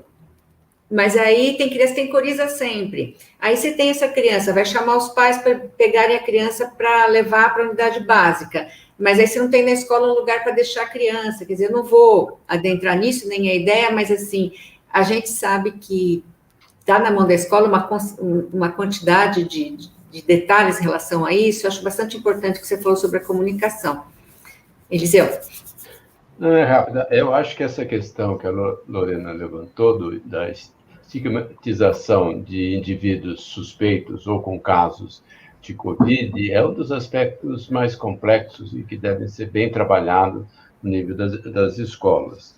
A outra coisa é que, nesse momento que a gente se prepara para o retorno, ou já retornou para, pelo menos, parte das escolas, as atividades, é lembrar do risco que está presente de ocorrência de surtos. E é para isso que existem os protocolos. Quer dizer, na verdade, todo esse processo, que talvez seja longo, de retorno às escolas, ou de retorno à normalidade das atividades, da sociedade como um todo, a gente vai ter que ter vários avanços e retrocessos, e sempre que possível, em cima de protocolos, né? Eles fazem parte desse processo.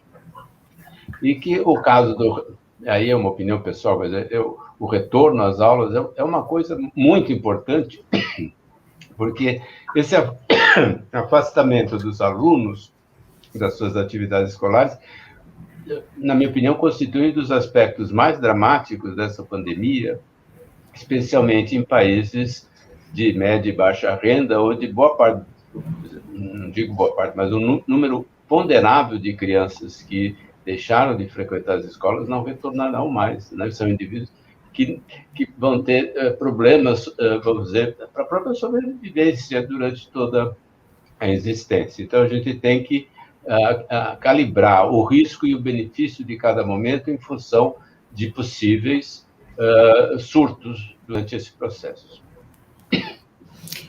Eu queria... Só também, antes eu já vou passar a palavra para você, tem uma pessoa perguntando depois se você tem a referência desse material da Catalunha, se puder passar para a gente depois disponibiliza. Com certeza, mas eu acho que assim, olha, comentar um pouco duas coisas, né, muito importantes. A grande maioria dos casos de Covid são casos assintomáticos. Então, a gente tem aí estatísticas de 80% dos casos ou mais são assintomáticos. Esse é o grande problema do controle da Covid na comunidade, porque quando você detecta um caso, né, você já sabe que tem muitas outras pessoas circulando, que estão transmitindo e que não vão desenvolver sintomas ou vão desenvolver sintomas tão inespecíficos como uma gripe comum, que não vai chamar atenção, não vai procurar serviço de saúde. Então, quando a epidemia chega no lugar e o número de casos é pequeno, né, a gente perdeu já essa oportunidade. A gente poderia ter controlado isso, né? Você controla e mais ou menos transforma em pequenos surtos e evita uma disseminação maior. Protege aqueles que você já sabe que tem maior risco de adoecer e de morrer. As pessoas com comorbidades, as pessoas idosas, etc. No entanto, agora, numa situação como a do Brasil, né, essa tragédia, com esse número enorme de pessoas que já morreram nesse país num curto espaço de tempo, a gente já diminuiu a expectativa de vida da população, tem muitos prejuízos que a gente vai demorar de mencionar. Eu acho que a nossa única alternativa é a construção de pactos locais. As experiências, sabe, que, por exemplo, a unidade de saúde, a escola, o bairro, a associação de moradores, instituições por ali possam se organizar em função da sua própria realidade. Evidentemente que tem um poder público que é responsável, né, de saúde e de educação, especialmente no contexto que a gente discute. Mas eu acho que a gente tem que construir essas alternativas, impactos comunitários menores, porque a gente não está dando conta de esperar que sejam medidas que as autoridades estão tomando lá em Brasília e que consigam refletir o que está ocorrendo, né, na realidade. Tem uma questão... Fala, Tatiana. Desculpa, não, eu queria só acrescentar um ponto que eu acho importante, juntando um pouco o que vocês disseram, que é essa articulação no território, porque o cenário ideal é quando a mãe, né, tem toda essa questão de vulnerabilidade social, se uma mãe, ela teve um resultado positivo, ou não, ela está com sintomas, o ideal seria que todo mundo naquela comunidade soubesse qual é a unidade que ela vai procurar saúde, onde ela pode fazer o teste, que esse resultado seja rápido, e que se essa família vive em vulnerabilidade, e essa mãe, de repente, não pode parar de trabalhar, ou ela grava, não tem com quem deixar a criança, a importância do CRAS nesse território também. Então, existe o protocolo do setor saúde, das escolas, da assistência social, mas deveria haver a conexão entre eles, né? Deveria haver um contato direto, que a escola soubesse onde vai ser feito esse teste, onde é o CRAS que pode apoiar, qual é a unidade de assistência social que pode apoiar essa família em vulnerabilidade. Por isso que eu acho que é muito delicado a gente falar o que é o certo, quando a gente sabe que deveria ser uma rede, né, dentro do território onde a escola está, nesse sentido do que a Maria Amélia falou também. E que Só uma questão que eu acho importante dizer, que a gente todos estamos aprendendo na pandemia, não? Então, os protocolos também migram, mudam, melhoram, e só no mínimo que se deveria fazer é cumprir com o protocolo dessa rede, mas sempre se pode fazer a mais.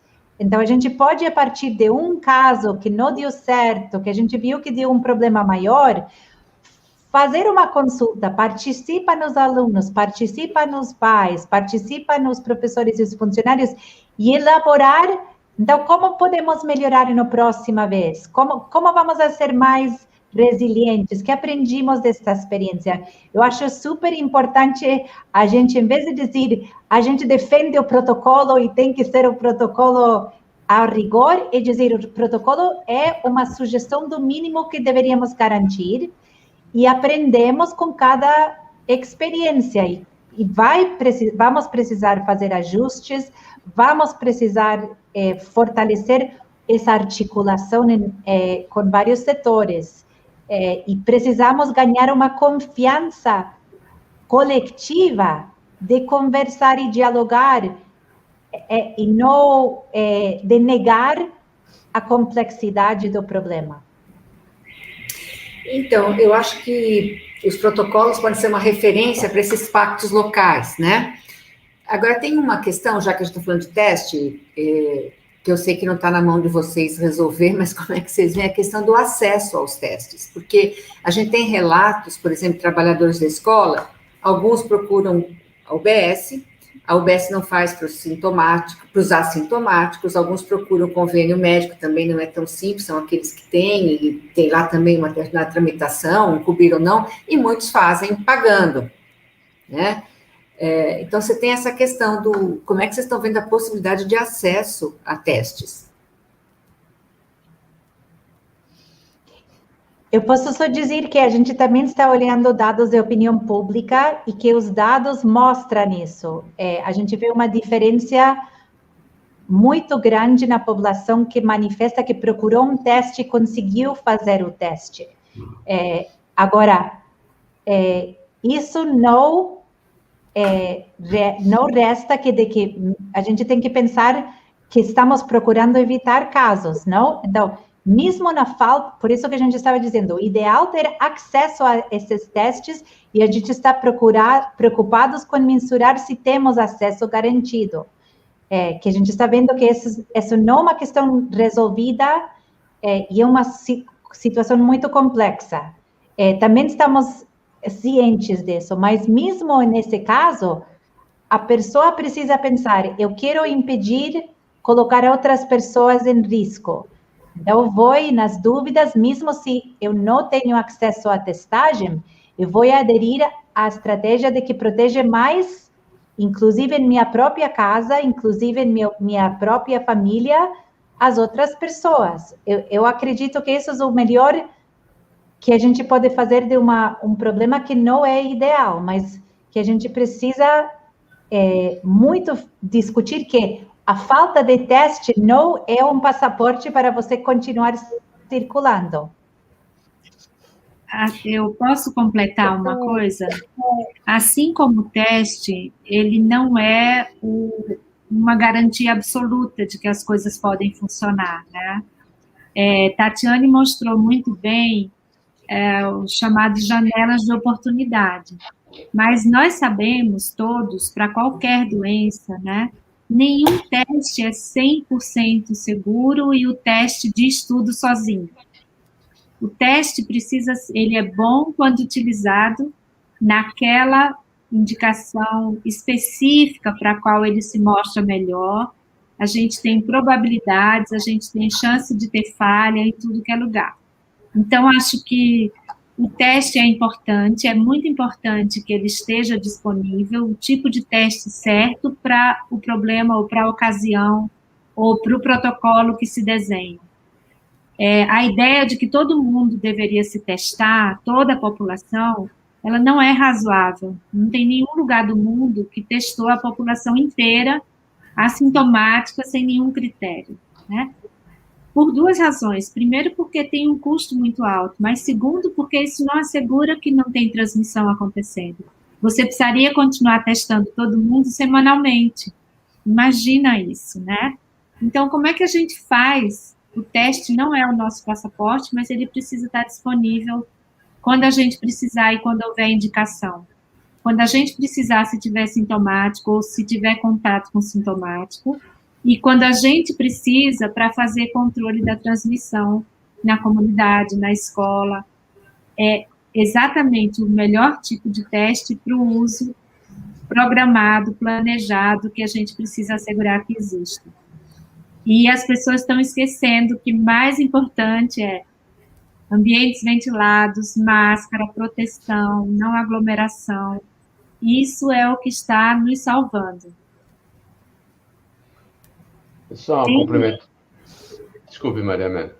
Não, tem uma pergunta sobre a questão da sensibilidade do PCR, que foi colocada aqui por Érica, né? Os PCRs, aliás, todos os testes para a COVID, né, melhoraram muito de qualidade entre aqueles que foram lançados em 2020 e os que existem disponíveis hoje. E a sensibilidade depende da aplicação correta naquelas janelas de oportunidade que a Tatiane já mostrou. Mas ele em sendo nosso padrão ouro, em torno de 95% até mais, de probabilidade de estar positivo dentro daquele período em que ele deveria detectar a presença do vírus. Eliseu? Só complementar uma coisa. Como desde o início, né, a testagem no Brasil não foi colocada como prioridade, ainda que no início a gente enfrentasse também problemas de escassez, né, de testes no mercado internacional, mas pelo menos, acho que desde meados do ano passado, isso é regularizado, a questão do acesso a esses testes, mas o governo brasileiro, até onde eu saiba, só tem garantido, até certo ponto também, testes para pessoas sintomáticas. Eu acho que o retorno das escolas, né, torna indispensável o uso mais amplo desses testes, né, para que a gente garanta a segurança desse retorno e o cumprimento dos protocolos, né, apresentados aqui pela Lorena. Eu tenho a impressão que nós não fizemos compras e não temos produção interna suficiente para garantir isso. Então, eu acho que deve ser uma das reivindicações a serem feitas para, vamos dizer, operacionalizar de forma menos complexa, vamos dizer, esse processo de retorno. E desculpa, Cleide, só acrescentando, assim, da gente mudar também um pouco a lógica do teste no nível individual, da decisão individual, né? Porque mesmo, é o que a Lorena falou, se você tiver sintomático, independente de ter acesso ou não, e se você teve contato com uma pessoa infectada, independente disso ou não, o ideal é que a pessoa pudesse se isolar, né, ou ficar em quarentena, e o teste não só de uma maneira ativa das pessoas irem buscar, mas o ideal, quando a gente fala de protocolo de controle da pandemia, teve uma pergunta sobre países que fizeram melhor, quem fez melhor usou o teste, como o Eliseu falou, na busca de pessoas que tiveram, os contactantes, a partir de uma pessoa que você sabe que está com Covid, perguntar para ela qual foi, né, qual é o evento, qual foi a rotina dela na última semana, pelo menos, e contactar essas pessoas e garantir o teste a essas pessoas. Então, existe do poder público uma tarefa de identificar essas pessoas e garantir que essas pessoas possam também ficar em quarentena e que elas saibam que elas foram expostas, né? Então, só para dar um exemplo, na Europa, alguns bares que estão abrindo têm que deixar o nome e o contato, porque se alguma pessoa, ainda que um bar, alguma pessoa saiba, relate que está com Covid, que frequentou aquele bar, possa contactar o restante. Então, é incrível a gente pensar como a gente tem países pensando nisso para bar e a gente não consegue pensar para a escola, né? Então, acho que isso retoma também um pouco a discussão sobre prioridade de vigilância em ambiente escolar. Tem aqui também os comentários que a grande mídia está falando muito sobre vacina, e fala diariamente sobre vacina, e fala muito pouco sobre teste. Então, talvez fosse uma coisa que devesse se colocar mais, né? Eu acho que acaba ficando só essa visão do uso individual para o diagnóstico, né? Agora, foram feitos, assim, caminhando aí para o nosso final, né? Eu queria fazer 2 observações. Primeiro, uma pessoa perguntou se vocês têm notícias do número de óbitos ou de casos de Covid em crianças e em bebês. E a outra questão... Bom, se elas querem comentar isso, depois eu faço outra questão. Eu não sei se Eliseu tem, mas eu ouvi uma apresentação de uma colega, Fátima Marinho, que estava analisando dados do Sistema de Informação de Mortalidade. Mas, até onde eu sei, a gente não dispõe de dados oficiais ainda, estatísticas oficiais. O que o trabalho dela indica é que há, sim, um aumento, um aumento não só da mortalidade de crianças, né, mortalidade infantil, especialmente precoce, aumento de mortalidade materna. Então, esse é um fato bastante preocupante, associado com Covid. Há grupos estudando, eu sei que tem um grupo no Instituto da Criança estudando, e ela está trabalhando com os dados do sistema de informação. Não sei se a Eliseu tem outras... Não, acho que a minha principal fonte é esse trabalho mesmo da Fátima, mas eu andei vendo alguns dados, ou seja, em termos de números absolutos, frente à mortalidade por todas as faixas etárias, ela é muito pequena proporcionalmente, mas ela existe e, portanto, você tem que tomar os mesmos cuidados. Quer dizer, o que existe, o quadro é um pouco diferente, geralmente, mas os casos graves, eles podem levar a óbito. Portanto, merecem uma atenção especial, principalmente, vamos dizer, pela parcela dos profissionais que trabalham com essa faixa, que são de escolares e pré-escolares, né? Então, deve merecer uma atenção especial. Agora, retornando um pouquinho, que a gente estava falando de testar os contatos, né, de uma pessoa com Covid, a Mônica está trazendo aqui no chat uma consideração, que talvez seja mais factível e imediato, é o isolamento, colocar as pessoas que têm contato isoladas, até que desenvolvam por sintomas ou não, né? Talvez isso seja factível no sentido do imediato sem o teste. É isso, né? Acho que a Mônica está propondo, né? E a Lorena ia falar. Não, eu ia só dizer que eu lembrei de uma pesquisa que a gente perguntou isso para as pessoas, e as pessoas diziam, com sintomas, ainda posso sair ao mercado, às farmácias, ainda posso sair para tarefas essenciais. Então, acho super importante a gente ser muito claro que se você está com sintomas, ou você estiver em contato com alguém que você está com sintomas, e você está nesse período que você está, como a Maria Amélia falou, talvez você não tenha um caso, você seja uma pessoa que não parece muito, é um sintoma leve, ou você nunca grava, não importa, a conduta é ficar em casa isolado, sem sair para nenhum motivo de casa, e mesmo dentro de casa procurar evitar o contato com os familiares. Então, a gente precisa explicar isso, porque isso está ficando muito confuso. As pessoas falam, não estão muito claras o que significa quarentena. Então, a gente talvez tem que voltar a algo muito básico. Quarentena significa estar em um quarto isolado, sem sair desse ambiente, só com alguém ajudando, levando as refeições, mas você não estar circulando no ambiente, se você puder, de expor as outras pessoas na família, se você está com suspeita, e usando a máscara mesmo em casa, e tendo cuidados com as outras pessoas. Então, não pode ir ao mercado, não pode ir à farmácia, E quando pensando que se você está procurando uma UBS ou algo, você ir muito protegido, porque você está em um momento onde pode estar transmitindo para outras pessoas.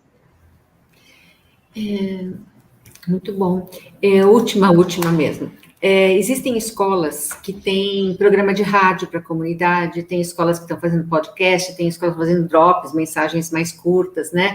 Para encerrar, como última palavra, o que vocês acham que seria importante sobre testes veicular nesses programas de rádio ou nessas pequenas mensagens sobre testes, né? Acho que muito do que vocês falaram, talvez a gente até pegue a fala e possa copiar, né, para essas mensagens de rádio. Mas o que vocês teriam a acrescentar e que mensagem é aquela que resume a questão do uso dos testes, pensando no contexto das escolas? Eu acho que as informações apresentadas, tanto pela Lorena como a Tatiana,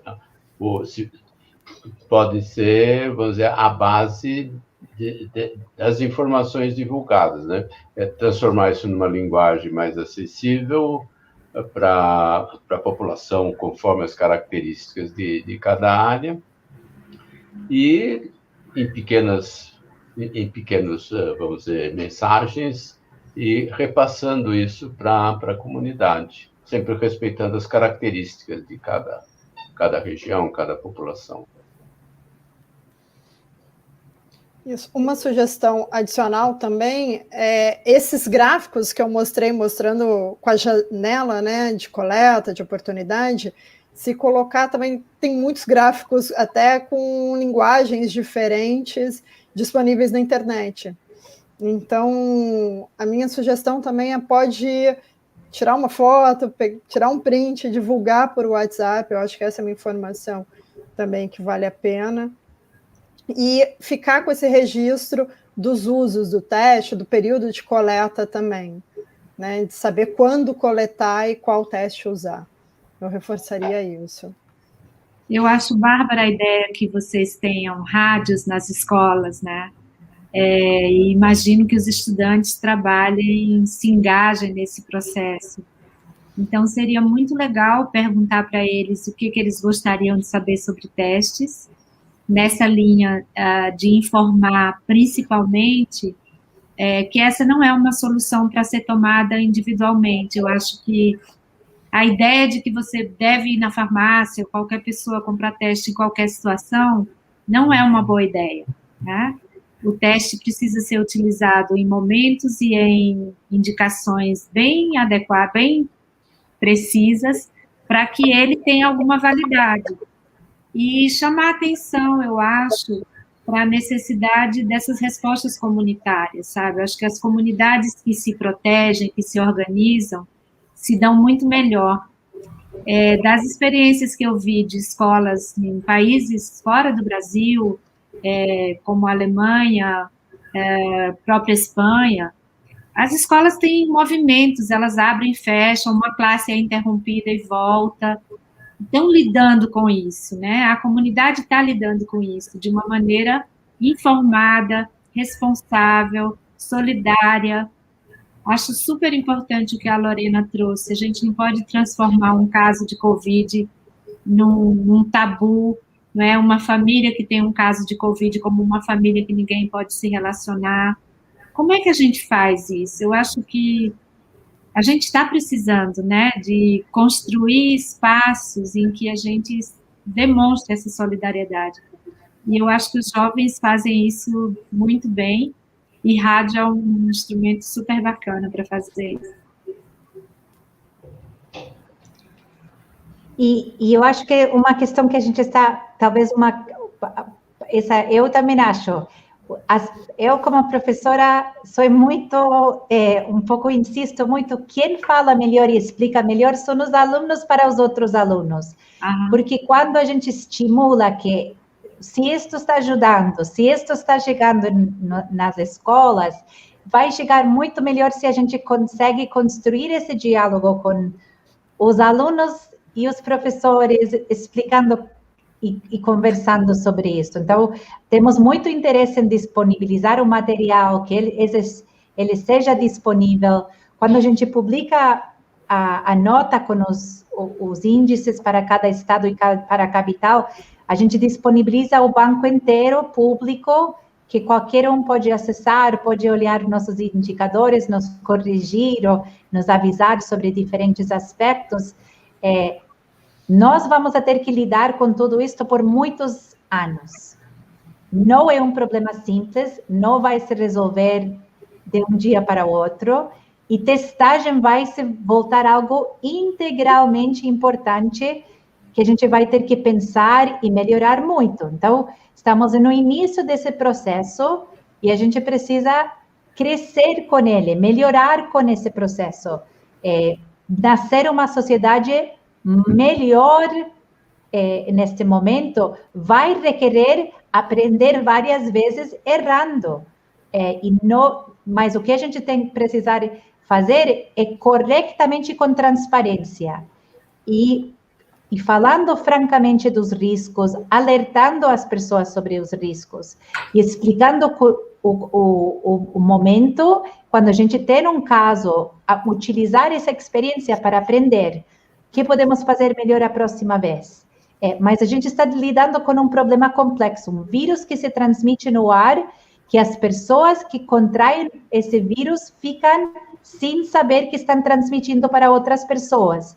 Então, no melhor dos momentos, já é difícil doenças infecciosas sempre, mas esse é um contexto muito difícil, que está nos requerendo mudar a infraestrutura, o transporte, inclusive nessa questão de que a gente está trazendo para escolas novas tarefas que nunca tiveram que antes pensar. As escolas só vão conseguir tocar isso se a gente apoia elas. Pais, toda a rede, como a Tatiana estava falando, são várias secretarias envolvidas. E nós, como sociedade, também temos que ajudar que haja financiamento suficiente para essas políticas públicas, porque tem custo, sim. Nada do que a gente está falando é algo que você vai fazer magicamente sem investimento. Então, a gente precisa garantir também investimento para que dê certo. Então, gente, eu acho que, não sei se Sônia está aqui na nossa sala, se quiser entrar, para a gente finalizar, e agradecer muito vocês, né? Então, Sônia. Olha, nem tenho palavras para agradecer vocês. A situação é muito difícil, muito difícil. Professora Maria Amélia, quando eu perguntei de Barcelona, é porque a gente tem uma admiração enorme por Barcelona, por um grande prefeito, Pascoal Maragall, pela Carta da Cidade Educadora, e feita lá nos anos 90, a cidade de São Paulo assinou essa carta, a gente estava no governo com o Paulo Freire, e tentamos, enfim, e, portanto, o que acontece lá por Barcelona nos anima muito, não é? Mas, obviamente, eu só fiz aquela ponderação para saber como é que a gente tem acesso a isso, porque, de fato, eles buscam uma forma democrática de fazer as coisas que muito nos interessa.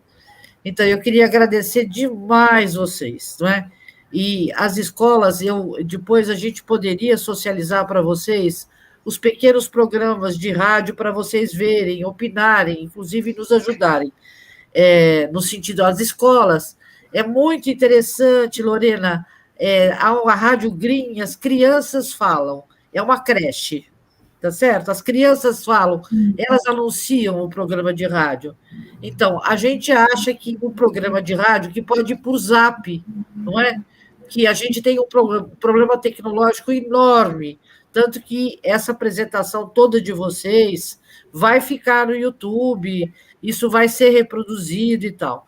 Mas aí, assim, a gente está querendo contribuir com o programa de rádio das escolas, né? Por isso que a gente perguntou, porque as escolas têm uma sobrecarga de trabalho que é inenarrável, não é? É inenarrável, é um respeito muito grande pelas escolas, não é? E acho que a gente vê, esse projeto, eu quero agradecer à Faculdade de Saúde Pública, ao Eliseu e à Cleide, porque essa parceria para nós, da Faculdade de Educação, tem sido muito importante, não é? E graças a essa parceria que vocês foram convidados, eu não saberia localizá-los assim, não é? E acho que esta coisa conjunta, queria mesmo agradecer. Foi muito, muito boa a apresentação, ainda que ela tenha uma linguagem técnica, que vamos ver se a gente consegue chegar lá, Tatiane, não acho fácil, porque é tão complexo que não é, a gente não acha fácil. Mas eu acho que essa ação coletiva, essa mensagem do coletivo que vocês passam, muito importante. Então, agradeço mesmo a cada um, professor Eliseu, e a cada uma, a maioria mulheres, por esse final de tarde importante. E é isso aí, acho que só unidos que nós vamos ter alguma saída, não é? O projeto que nós estamos juntos com a Faculdade de Saúde Pública e Escola de Enfermagem prevê exatamente isso, a aproximação dos equipamentos da saúde, da assistência e da educação nos territórios. Nós estamos tentando fazer isso, Lorena, e estamos assustados ao constatarmos, né, a fragilidade enorme da assistência social. Ela é a mais frágil das políticas. A privatização na área da saúde e essa privatização que vem vindo para a educação pelas extremidades, a educação infantil, as creches e o ensino superior, né, que vem apertando a privatização da oferta pública. Mas nós estamos vivos, né? E, portanto, vamos à luta, que nos anima.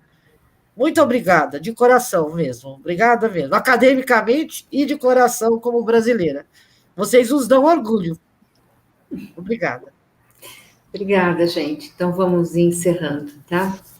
E essa gravação vai ficar disponível. Tchau, obrigada, prazer. Boa noite. Obrigada. Queria agradecer a Meire. A Meire é uma professora de educação de jovens e adultos. Grande Meire. Obrigada. E eu vou enviar os contatos de Barcelona, professora Sônia, com o maior prazer. Que bom, que bom. Faça isso, a gente agradece. Bravos. Boa noite a todos e todas. Obrigada, Cleide. Muito obrigada. Obrigada. Muito obrigado a todos. Boa noite. Se acontecer afinal de entrar em nosso quintal a palavra tirania,